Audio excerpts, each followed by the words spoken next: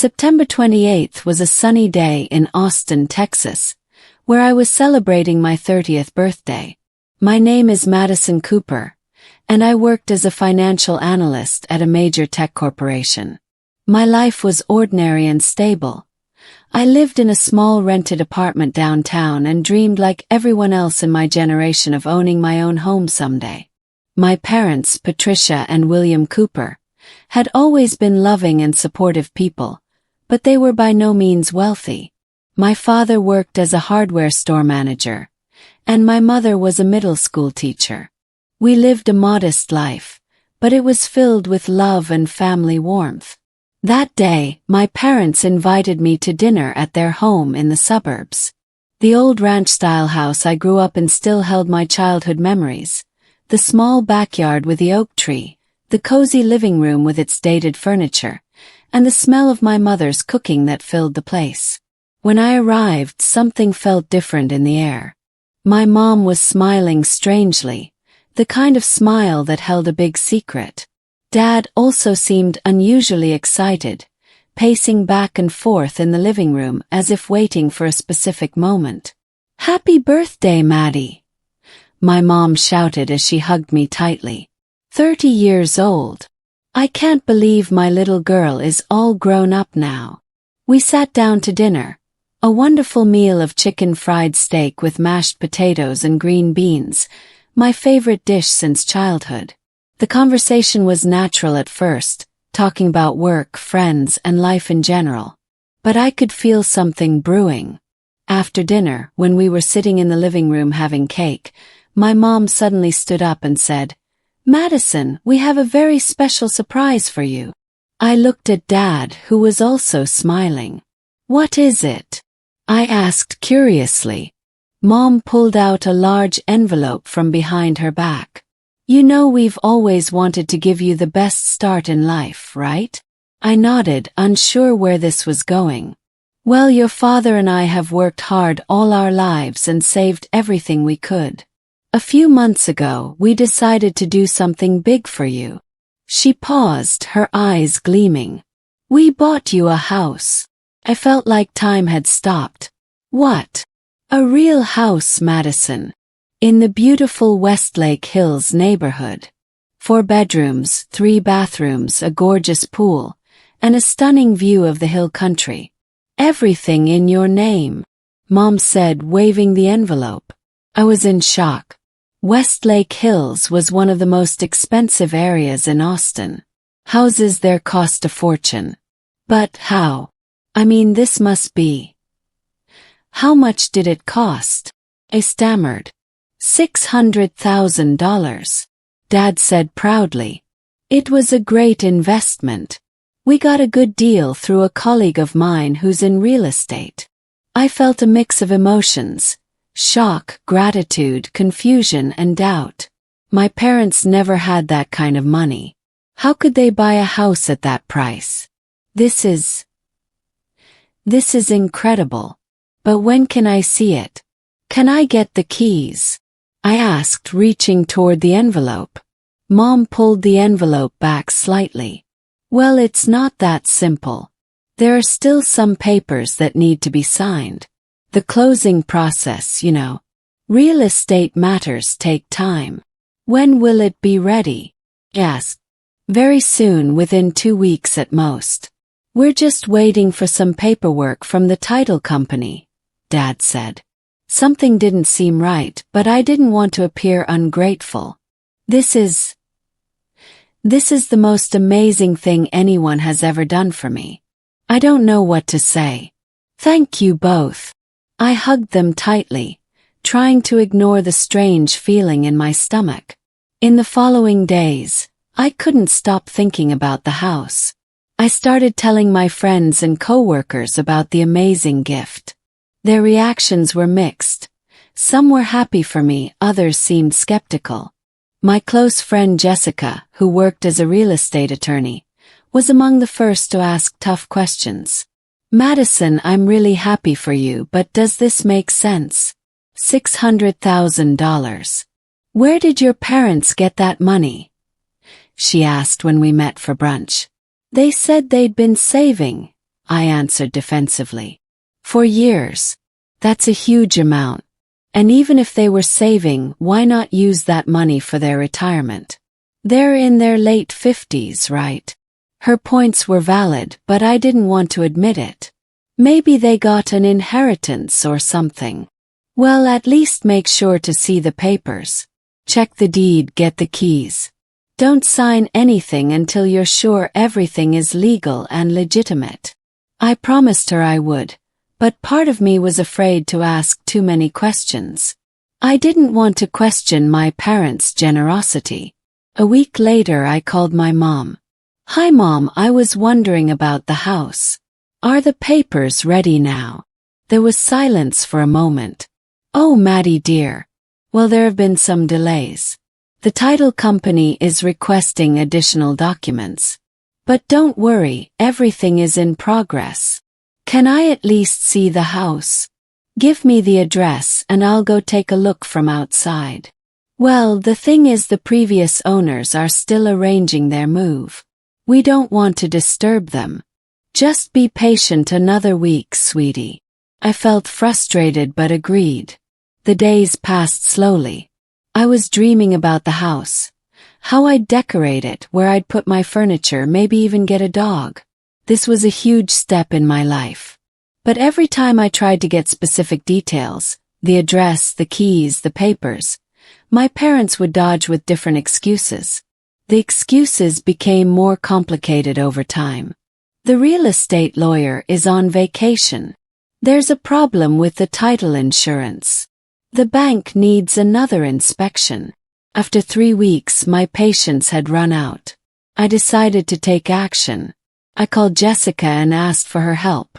As a real estate attorney, she had access to ownership databases and public records.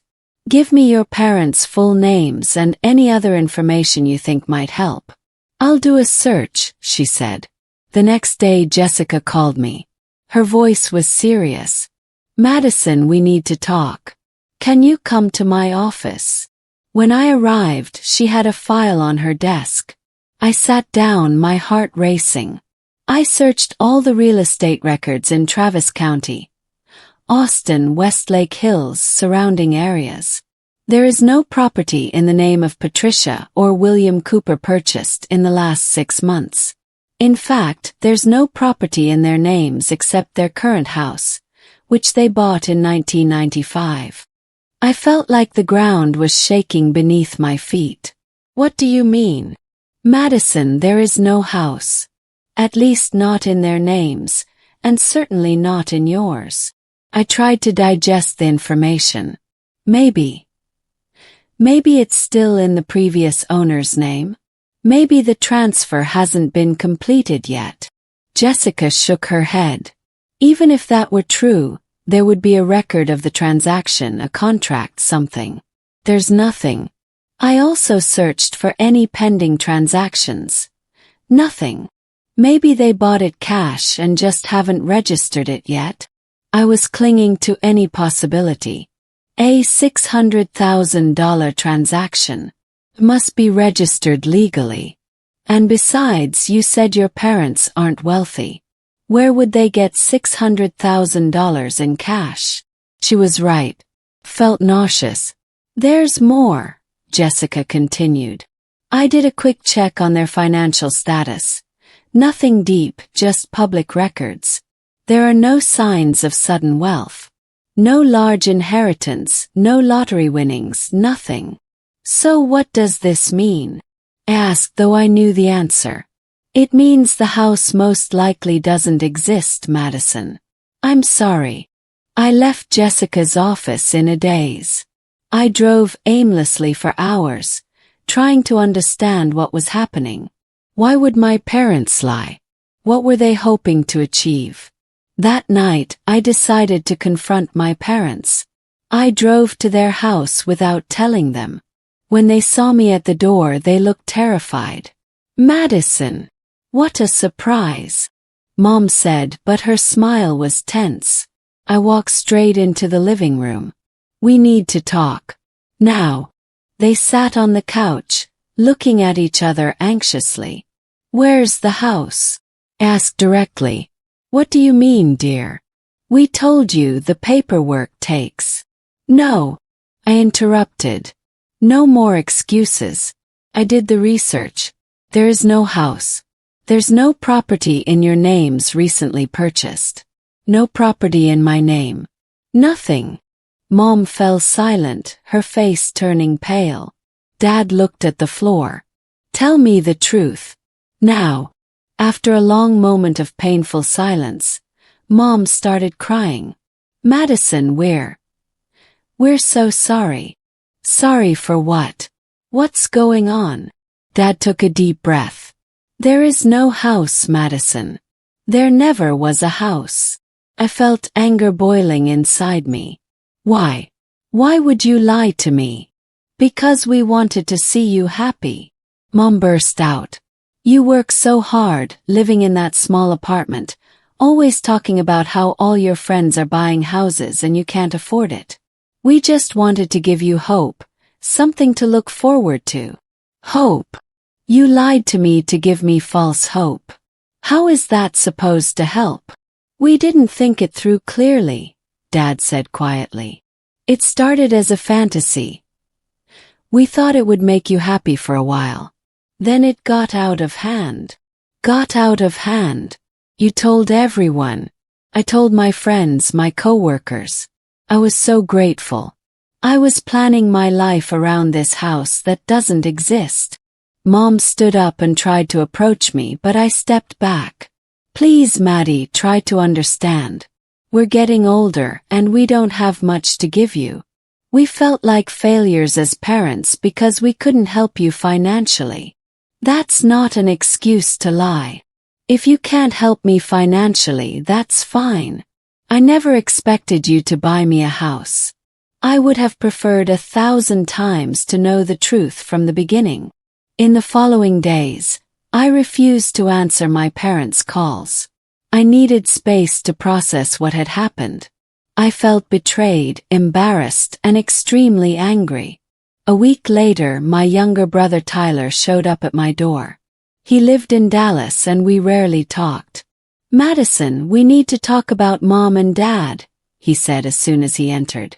If you're here to defend them. I'm not here to defend anyone. I'm here to tell you this isn't the first time. I looked at him in astonishment. What? Tyler sat down and told me a story I didn't know. 2 years ago, when he was struggling to start his business, our parents told him they had invested $40,000 in a special account for him to help launch his startup. They would send me fake investment statements every month. When I tried to access the money after 4 months, they admitted the account never existed. Why didn't you tell me? Because I was embarrassed. And because they begged me not to. They said they were trying to fix things, that they'd find a way to actually give me the money. Of course, that never happened. This is crazy. Why would they do that? Tyler shook his head. I talked to a therapist about this. She said it's a form of compulsive behavior. Our parents have trouble facing the reality that they can't provide the financial support they think we need. So they create illusions instead. But this hurts us more. I know. But they don't see it that way. In their minds, they're giving us temporary happiness, hope. They don't think about the consequences. I sat in silence, trying to absorb all this. What did you do after you found out? I kept my distance for a while. I was angry like you are now. But eventually I realized they're sick in some way. This isn't maliciously intentional. It's a kind of psychological disorder. That doesn't make it okay. No, it doesn't. But it helps with understanding. At Tyler's insistence, I agreed to attend a family session with a therapist. At first, my parents refused the idea, but when I told them I wouldn't speak to them again without it, they reluctantly agreed. Dr. Rachel Morrison was a family therapist specializing in complex family dynamics. In our first session, the atmosphere was tense. We all sat in silence, no one wanting to speak first. Who wants to start by telling me what happened? Dr. Morrison asked gently. I looked at my parents, but they were staring at the floor. I took a deep breath and began telling the story, from my birthday to the promise of the house to discovering the lie. Dr. Morrison listened attentively, taking notes occasionally. When I finished, she turned to my parents. Patricia, William, is this an accurate description of what happened? Mom nodded, tears streaming down her cheeks. We didn't mean to hurt her. We didn't think. I know you didn't mean to, the doctor said quietly. But you can see how it affected Madison, can't you? Of course, Dad said in a cracked voice. We're devastated. We made a terrible mistake. Over the following weeks, we continued the sessions. Slowly, we began to understand the patterns behind my parents' behavior. It turned out that my parents had suffered from financial anxiety their entire lives. They both grew up in poverty, and although they worked hard to provide a comfortable life for us, they always felt it wasn't enough. When we saw Madison's friends buying houses and heard her talk about how hard it was for her, we felt like such failures, Mom explained in one session. This was the only way we could think of to make her feel better. But why lie? Asked. Why not just say you wished you could help? Because we thought that would make us look like even bigger failures, Dad said. At least this way for a few weeks you could be happy. You could dream. Dr. Morrison explained that this was a form of projection and a desire to fix things. Your parents couldn't face their financial limitations, so they created an alternative reality where they could be the providers they wished they were. The therapy sessions were difficult.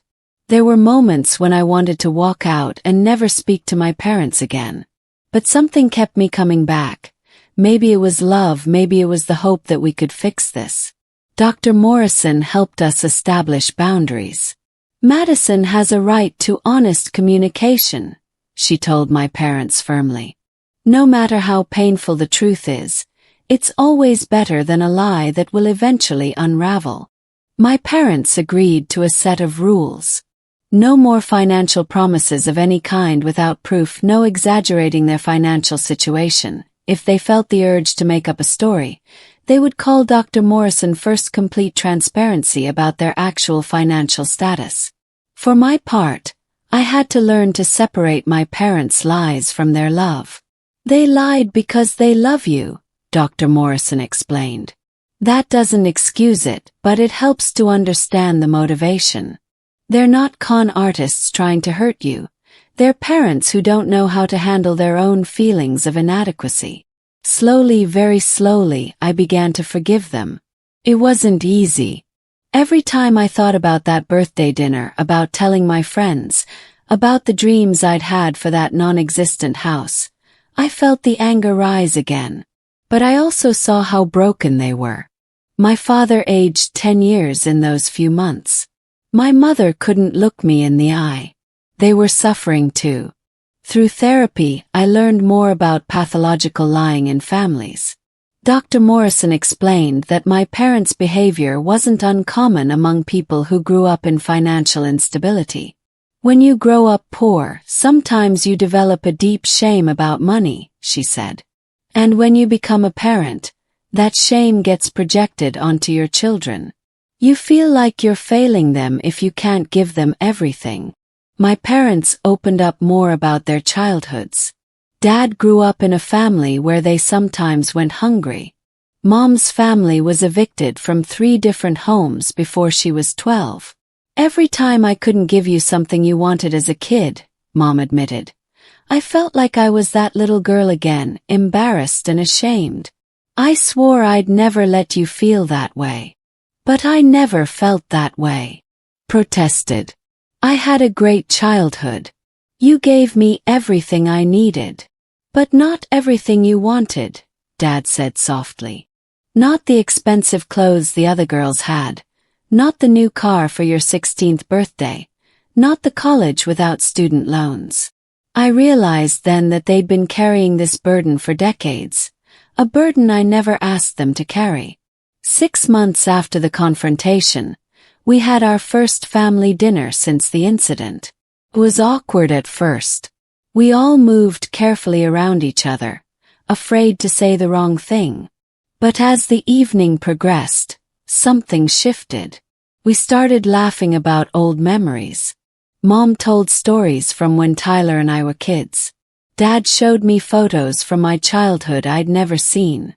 At the end of the night, as I was getting ready to leave, Mom hugged me tightly. "Madison, I need to say something," she said, her voice trembling. "I'm sorry we can't give you a house.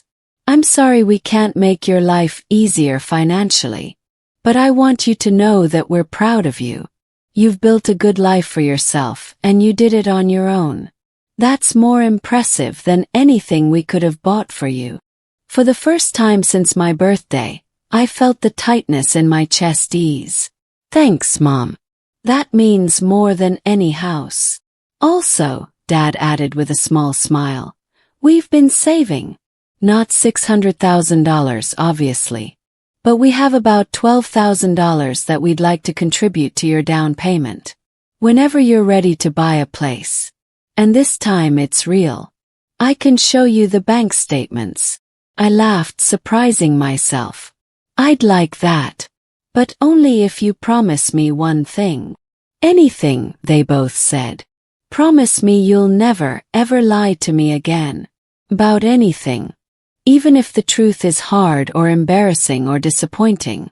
I need to know I can trust what you tell me." "We promise," Mom said firmly. "Never again." A year later I did buy a house. Not in Westlake Hills. I couldn't afford that neighborhood.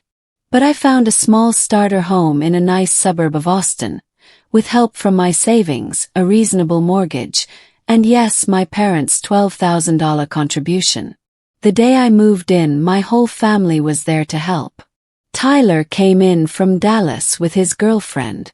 My parents brought homemade food and helped me unpack boxes. As we sat on my new back porch that evening, exhausted but happy, Dad raised a glass of sweet tea. "To Madison's real house," he toasted. "Bought with her hard work, her own money, and a little help from family. To truth," I added. "And to second chances." We clinked glasses, and I felt something I hadn't felt in a long time, peace. The relationship with my parents would never be exactly what it was before. The trust had been broken and had to be rebuilt, piece by piece. But in some ways it was better now. More honest, more real. I learned that people are complicated. My parents weren't villains. They were flawed human beings trying to navigate their own pain and insecurity. Their lie hurt me deeply, but it came from love, however misguided. I also learned that I was stronger than I thought. I could face disappointment, betrayal, and embarrassment, and come out the other side. I didn't need anyone to rescue me or give me a fantasy. I could build my own life my own way. And most importantly, I learned the value of truth. Even painful truth is better than a comfortable lie. Because lies, no matter how well-intentioned, always crumble eventually. And when they do, they take trust with them. 3 years have passed since that birthday. My parents are still in therapy, both individually and occasionally as a couple.